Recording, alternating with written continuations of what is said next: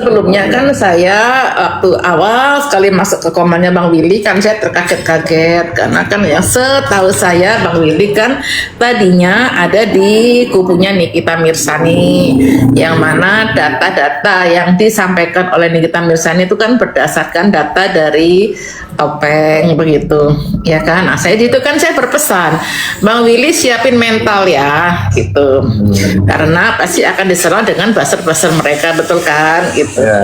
karena pasti akan diserang Yang merah, ya. apa pribadinya, pekerjaannya, bahkan nanti keluarganya itu. Jadi memang buzzer mereka itu ganas-ganas sekali dan apa ya, cenderung meremehkan orang lain. Jadi siapapun teman-teman yang di sini ya harus siap mental begitu. Kalau saya kan sudah 2 tahun nih terbukti tangguh gitu menghadapi seorangan begitu kan. Jadi nggak usah ditanggapi sih yang di bawah-bawah itu seperti itu. Saya setuju dengan Ibu lawyer tadi ya, bahwa tidak ada yang namanya dokter kecantikan, itu tidak ada ya. Yang ada ya dokter umum, dokter spesialis, spesialis kulit dan kelamin, spesialis bedah plastik dan lain-lainnya itu memang ada gitu kan. Cuman dengan adanya menteri yang baru ini, ya ini sih belum boleh dirilis, tapi sedikit saya kasih ini. Ya mudah-mudahan kami ini dari organisasi kedokteran kecantikan, organisasi kecantikan, kami ini sedang mengupayakan untuk sekolah berkelanjutan untuk para kecantikan, dokter-dokter yang pernah berpraktek kecantikan, karena memang kalau dibilang kecantikan itu ladangnya itu kalau dokter Tompi mengumpamakan itu seperti padang rumput yang luas itu. Ada kuda, ada sapi, ada rusa ikut makan. Jadi kecantikan itu bukan milik siapa-siapa. Begitu. Jadi dokter umum pun ada, ya kan, makanya disebutkan dokter umum, praktisi kecantikan, begitu ya. Jadi seperti itu. Dokter spesialis kulit pun tadinya dengan yang namanya chemical peeling aja mereka antipati banget gitu ya, masih tahun-tahun awal-awal tahun 2000-an itu saya ingat itu yang membawa malah dokter umum begitu ya. Dokter spesialis kulit masih antipati dengan yang namanya chemical peeling begitu, dengan botox segala macam itu masih antipati. Tapi sekarang berjalannya waktu mereka malah ingin mengakuisisi kecantikan gitu. Tetapi ya dokter umum pun ini pun sedang berjuang untuk untuk ada pendidikan spesialisasi untuk kecantikan itu gitu ya. Jadi semua proses sedang berlanjut begitu. Nah, tadi terkait apa ya yang disampaikan oleh Bang Jaka ya. Jadi ibu ini lagi ibu pengacara lagi ya. Jadi terkait Dokter Richard Lee maupun si Topeng ini dalam hal persosmedan ini, mereka ini tidak sedang berprofesi sebagai seorang dokter. Kami ini berprofesi sebagai seorang dokter ketika kami menghadapi pasien. Itu profesi kami sebagai seorang dokter. Tetapi ketika Dokter Richard Lee, ya jadi artinya profesi itu melekat ketika kita menggunakan pekerjaan kita, seperti kita menangani pasien di rumah sakit atau ini, itu kita menggunakan profesi kita. Tapi kan banyak kan seorang dokter yang juga seorang dokter, tapi dia juga seorang pebisnis. Seorang dokter tapi dia juga seorang sarjana hukum, dia bekerja sebagai lawyer juga ada. Seorang dokter yang peternak ayam juga ada gitu ya. Jadi ketika dia di sosmed ini, Dokter Richard Lee itu dia berperan sebagai seorang pebisnis. Demikian si Topeng ini, dia di sosmed ini dia tidak menggunakan profesinya sebagai seorang dokter begitu ya, tapi dia sama-sama juga seorang pebisnis. Apalagi tren dia pakai topeng lah atau kacamata hitam lah begitu ya.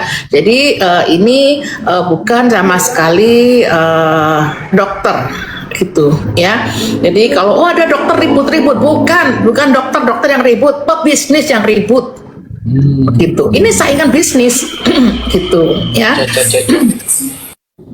Gimana? Ya seperti itu ya. Ini bukan keributan seorang dokter ini ya, dua orang dokter, bukan. Ini keributan pebisnis, begitu ya. Ada persaingan bisnis yang saling menjatuhkan ya, walaupun di balik semua itu mereka punya profesi masing-masing, juga seorang dokter, seorang praktisi estetik, punya klinik kecantikan, punya produk juga, begitu ya. Seperti itu. Nah, kaitannya karena ini ya sudah masuk ke ranah kepolisian, ya kan? Ya sepertinya ya kita menunggu aja hasilnya seperti apa dari kepolisian, bagaimana Dr. Richard Lee ini menyanggah tuduhan oknum topeng, ya kan? Bagaimana dia menyanggah, begitu kan? Kalaupun sanggahnya kurang kuat, ya biarkan ini masuk ke ranah persidangan, kan kita ikutin aja perjalanannya, ya kan? Kalaupun misalnya si Dr. Richard Lee ini ada ada poin-poin yang bisa masuk ke ranah pidana, ya biarlah dia menerima hukuman sesuai dengan yang dia perbuat, begitu. Tetapi apabila ada hal-hal yang memang banyak kode-kode etik yang dilangkai oleh si topeng ini, ya sekali lagi saya tidak menyebutkan dokter karena mereka dalam hal ini adalah pebisnis, gitu loh ya. Dan ini trademarknya si Samira ini kan memang bertopeng, ya begitu.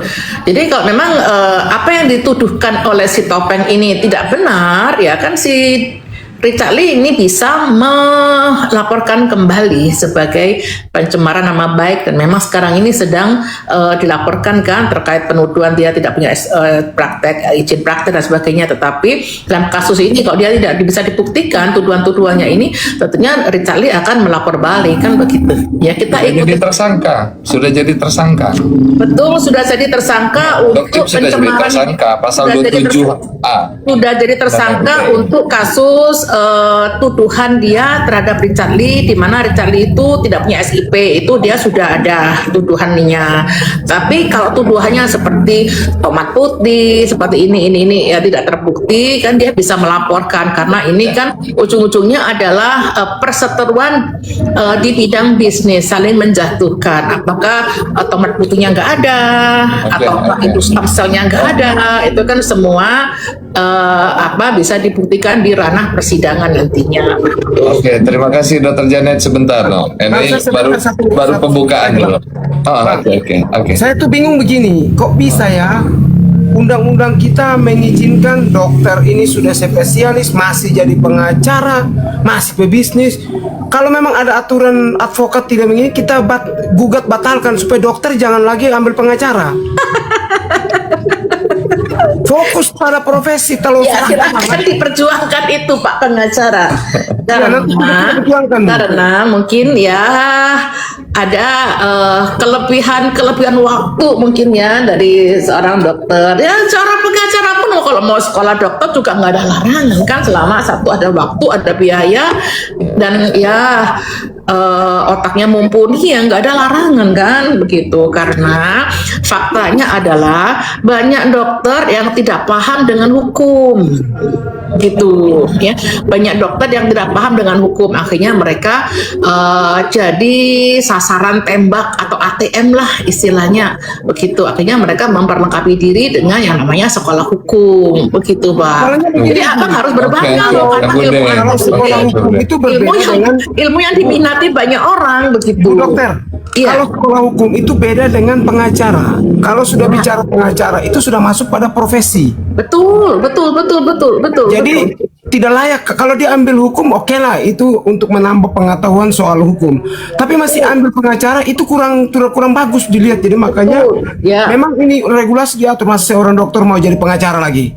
Ya itu nanti boleh bang pengacara perjuangan itu, begitu. Tahan dulu please. Dokter Janet, sebentar. Sudah pembukaannya sudah cukup dulu. Ini ada Mbak Meira ini, yang dimana dia ini pendukung daripada Doktip. Silakan, kita mau dengar dulu ini dari Mbak Meira. Silakan Mbak Meira. Alhamdulillah. Assalamualaikum warahmatullahi wabarakatuh. Waalaikumsalam. Pertama, sebelum saya ngomong, yang pertama, tolong kalau debat itu kita pakai etika. Kita nggak bisa mengomongkan etika tanpa kita bercermin dulu etika pada diri kita sendiri. Terus yang kedua, kita ini di luar daripada masalah ini dan jangan ada fitnah apalagi ngejudge. Ya. Yang ketiga, siapin mental. Ya. Kalau mau ngomong, kalau udah berani komal, udah berani apa resiko, ada konsekuensinya dan hadapi itu. Itu tiga hal yang tolong teman-teman anggap ya. Yang pertama kali adalah kita ini mau ngomongin orangnya atau mau ngomongin kasusnya. Kalau kita mau ngomongin kasusnya ada tiga produk yang menjadi barang bukti. Ini kasus dilaporkan 2 Desember 2024. Pembeliannya itu mulai daripada Oktober sampai dengan November dengan harga yang bervariasi dan ada dugaan. Kalau menurut Anda semua ya tidak etis seorang dokter hanya karena Anda memandang ini adalah suatu bisnis. Bagaimana kalau aku mencurigai satu produk nggak benar, terus untuk membuktikan diriku produk itu nggak benar aku beli, kemudian aku membuktikan. Yang lebih kalau kita bandingkan, kita compare dengan pernyataan etika yang sering Anda gaung-gaungkan selama ini, ya kan? Apakah etis seorang dokter yang notabene tahu bahwa produknya itu nggak benar, produknya itu berbahaya, langkah bisnis yang dia ambil itu salah, kemudian dia tetap melakukannya? Apakah pantas seperti itu? Garis bawahi dulu itu sebelum kita berbicara. Kemudian yang kedua, masalah hukum itu nggak ada membahas masalah etika, bos. Begitu masuk dalam ranah hukum, maka yang perlu dibuktikan adalah apakah benar dugaan atau laporan ini salah atau benar. Nggak ada lagi mandang, itu nggak etis loh, ini masalah bisnis loh, ini masalah apa loh. Kayak gitu. Anda berdiri pada posisi mana? Kalau Anda masih membawa di Komal ini posisi dokter Anda, posisi lawyer Anda, posisi apa Anda, maka itu nggak sejalan. Kita sama-sama di sini. Jangan karena Anda menganggap Anda dokter, wah saya lebih tahu. Anda menganggap diri Anda lawyer, wah saya lebih tahu. Oh enggak, saya bukan dokter, saya bukan lawyer, saya hanya pakai logika dan etika. Begitupun juga doktip berarti ya, nggak semua dia bisa tahu. Semuanya ya. sama, nggak ada bawa. Nah, perbedaan itu adalah hal yang biasa. Silahkan berbeda. Yang di bawah punya hak typing. Jangan pernah mengatasnamakan buzzer mereka manusia. Mereka punya hak typing, mereka punya hak mengetik. Sama seperti Anda semua dan kita semua di sini punya hak bicara. Dan itu dijamin dengan undang-undang. Ya. Pertama, jadi kalau mau diskusi debat, ayo kita etis. Ayo kita logis. Dan jangan subjektif. Hanya karena kemarin kita ini taunya ini, taunya ini, ya kan? Dokter Janet mengatakan satunya, Dokter Richard yang satunya topeng, itu sudah nggak etis menurut saya. Bagaimana kalau Dokter Janet dipanggil dengan sebutan-sebutan yang tidak indah? Agama saya mengajarkan saya memanggil orang dengan namanya. Itu pakai kambing di bawahnya kalau dikasihnya. Sebut namanya. Nggak usah diklarifikasi, Bu. Ini pelajaran dari saya, Bu. Kita baru ketemu. Terus yang kedua, perbedaan antara sudut pandang itu beda. Itu biasa, itu normal, itu wajar. Kalau Anda memandang doktip sebagai dokter, yang lainnya memandang sebagai konsumen, yang lainnya memandang sebagai pebisnis, itu tidak ada masalah. Tetapi begitu masuk ranah hukum, maka semuanya adalah masyarakat.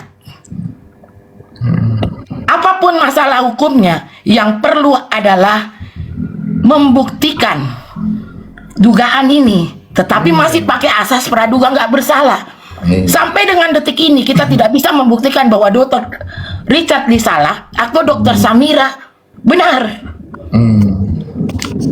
Yang perlu kita debatkan adalah apa yang seharusnya kita ambil pelajaran dari sini, bukan mau menjadi ajang menjelek-jelekan. Saya ngomong di depannya, saya nggak pernah ngomong di belakangnya. Kayak gitu. Sudah sekian lama banyak banget saya lihat kayak gini. Apa yang Anda dapat daripada bawaan Anda? Kayak gitu. Mau edukasi atau mau ajang fitnah atau mau ajang kuat-kuatan?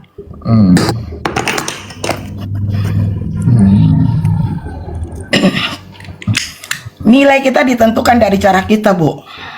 Cara kita dok, cara kita lawyer. Apa ini, Bu? Oke. Ini apa itu? Sudah ya? Sudah. Nah, ini oke Mbak Mira, terima kasih. Ibu jangan ajarin kita masalah lawyer. Saya kira Ibu. begini Bang Ibu Bang baru Willy. belajar kayaknya, belajar lagi. Ya. Oke, coba Jaka, Bang Ibu. Jaka. Siapin mentalnya Bapak kalau mau ngomong sama saya. Ajar saya. Kalau Ibu Bapak cara mikir tersinggung, saya, Bu. kalau Bapak tersinggung berarti Bu, Bapak yang kena. 1 juta Iya, orang kan? mengikuti saya. Jangan berharap Kalau bahwa saya itu kuasa semua hukumnya pro Bang kepada Willy, Bapak, saya semua juga. harus ikutin Bapak. Etia. Jangan Begitu, gertak, saya Bu. punya analogi sendiri, saya punya Jangan dasar, saya gertak. punya argumen Tidak pakai sendiri. analogi di sini, Bu. Ini hukum Jangan berbicara gertak bukan kita. analogi. Silakan urusan ibu Bapak. yang Bukan Bapak. berbicara analogi. Ini kita komal, Ya, nggak Ibu. ada di sini Eh, batasan Ibu. hukum atau Ibu enggak. bicara Jangan sama tukang ngajarin sayur, ya. Bu, bukan berdebat. Kan? Berdebat Jangan sama tukang ngajarin. sayur, Bu. Secara logis Penggelikan. memandang semua hal yang hukum. Bukan. Bukan. Ibu seakan-akan Ibu paling orang sekolah pintar. hukum. Seakan-akan Enggak, paling Bapak paham nggak hukum. pintar, gua hanya bilang ayo Seakan-akan kita paling sepakat. mengerti lawyer. Ayo kita sepakat berbicara dengan etis, siapin Jangan mental. ngajarin ibu harus ikuti Iya. Ibu belajar lagi lah baru berbicara. Apa? Enggak ada, Belajar Pak. lagi ya. Bukti Kemampuan ibu masih Bapak rendah. ini komplain, Kemampuan mengkanter saya diskusi adalah ibu bukti masih Bapak terlalu rendah. tersenggol dengan Belajar ucapan saya lagi. tadi. Sudah Saya kira makan begini, ibu saya kira baru- begini Bang Willy. Coba tahan dulu, Pres. Dari- Oke, silakan. Tadi kan Buka. sebenarnya banyak kurang lebih perdebatannya terkait dengan legal standing. Apakah Doktip ini mempunyai legal standing dia sebagai dokter untuk melaporkan persoalan ini kan terkait dengan tomat putih tadi. Ya. Nah, seperti yang kita ketahui bahwa memang untuk legal standing siapa yang melapor itu kita melihat apakah ini delik umum atau delik aduan. Nah, itu yang harus kita lihat persoalannya. Nah, kalau memang yang dilaporkan oleh Doktip ini adalah delik aduan, jadi siapapun boleh melapor, mau Prabowo pun boleh, mau Bang Firdaus pun boleh, mau Bang Willy pun boleh. Bukan siapa yang sebagai pengguna, kecuali di dalam delik deliknya bukan delik umum atau delik biasa. Nah, itu delik atau delik aduan, siapa yang merasa dirugikan dia yang harus melapor. Nah, dalam hal ini kan kalau kita melihat kenapa kemudian polisi menerima laporan ini, karena memang ini deliknya delik umum, siapapun boleh melapor, maupun dia dokter atau siapapun boleh. Kan itu terkait dengan legal standingnya. Oke. Nah, begitu kurang lebih. Oke, terima kasih. Nah, sebelum Bang Firdaus menyampaikan, jadi begini, tergelitiknya kita para lawyer-lawyer ini bahwasanya ada pernyataan kalau 25 miliar, 20 miliar, 50 miliar, saya tutup. Saya kembalikan uang masyarakat 200-an miliar. Menggelitiknya di situ. Kenapa kita masuk kepada tadi itu? Memang betul di dalam Undang-Undang Pasal 62 ayat 1, 8 ayat 1, 9 ayat 1 dalam perlindungan konsumen nomor 8 tahun 1999. Memang betul siapapun memang kalau merasa. Tapi kan di sini yang melaporkan kan si dokter detektif. Nah, karena di sini siapapun kalau mau mainnya cantik, nanti diajarin sama Bang Firdaus kalau mau mainnya cantik, kalau pola-pola kayak sinetron kayak gitu. Nah, nanti saya sampaikan sedikit lagi. Ini silakan dulu Bang Firdaus. Lanjut, Bang. Apa yang disampaikan? Aduh, jangan inilah, saya belum senior nih. Itu ada yang senior lagi tuh, Pak Fritz Alor Boy sama lawyer. Jadi kasus ini ya, kalau hukum pidana itu kan harus ada kausalitas ya, hubungan hukum antara satu dengan yang lainnya. Ya, sebab dan akibat. Ya, sebab akibat yang berkaitan tentunya dengan legal standing kan gitu. Hari ini ada yang membuat saya terbelalak waktu itu, ada laporan yang dicampur aduk antara pidana umum dan pidana khusus pada saat itu. yang berkaitan dengan delik aduan dan delik biasa atau delik umum. Nah, dari awal saja administrasi hukumnya sudah cacat. Dari awal ya, kalau kita mau. Tapi kan setiap kecacatan-kecacatan dalam administrasi hukum itu harus dibantah dengan dalil-dalil melalui proses dan mekanisme yang diatur dalam KUHP dan Perka Polri kan gitu. Ada mekanisme yang harus diajukan pada saat itu ketika kecacatan itu kita mulai dari administrasi hukum P1. Kita lihat ini udah ada penggabungan antara pidana umum dan pidana khusus. Harusnya diajukan permohonan perlindungan hukum pada saat itu untuk merubah BAP dan lain-lainnya kan itu. Tapi itu tidak dilakukan oleh si lawyernya gitu. Tetapi kita dukung semua kuasa hukum agar mereka tetap menjalankan profesinya dalam membela klien. Kita kedua belah pihak kita dukung, baik lawyernya Doktip maupun lawyernya Dokter Richard Lee. Hanya saja di Indonesia ini kan kita ini sebenarnya negara yang belum siap menegakkan hukum. Karena segitu banyaknya profesor, hari ini hanya 20% yang profesor beneran gitu loh. Atau doktor beneran.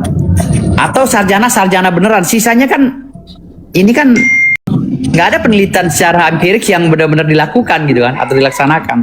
Kadang orang liburan ke Singapura, pulangnya langsung ngambil gelar doktor kan gitu. Nggak berdarah-darah ya kan. Jadi artinya di sini saya lihat di Indonesia ini belum siap untuk menegakkan hukum. Jadi masih dipermaklum ketika ada kecacatan administrasi, ya. Dan proses itu tetap dilanjut karena ketidaktahuannya itu, ketidakmengertian gitu. Ya karena bukan benar-benar untuk mendiskreditkan penegak hukum lainnya seperti Polri.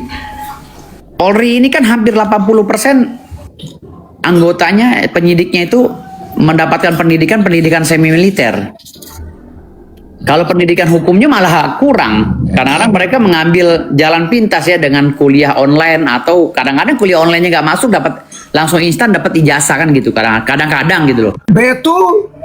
Jadi bagaimana mau menyeimbangkan ilmu hukum advokat-advokat yang sudah mumpuni ilmu hukumnya gitu loh. Seperti saya yang tiap hari nggak jauh dari buku KUHP ya. Saya lihat-lihat literasi di media sosial.